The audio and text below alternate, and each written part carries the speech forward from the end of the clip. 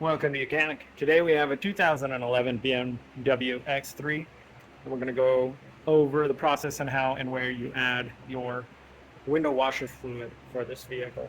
Say your window washer fluid, you can hear the pump running, but you got nothing spraying out. There's either a couple reasons why. Either the line is busted and you're just spraying the fluid somewhere where you can't see it, or your washer fluid just happens to be low.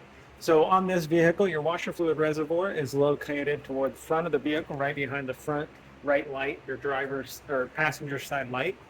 And so we have our little cap here. We got the washer symbol on there, and then we just be able to flip that cap up and add our preferred choice of washer fluid in there.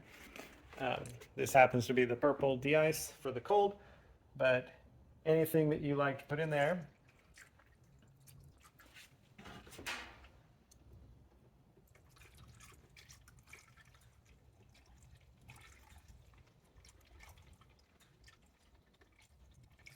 And if your washer fluid is low or very low, it will take pretty much this whole thing, about a whole gallon, typically 3 liters.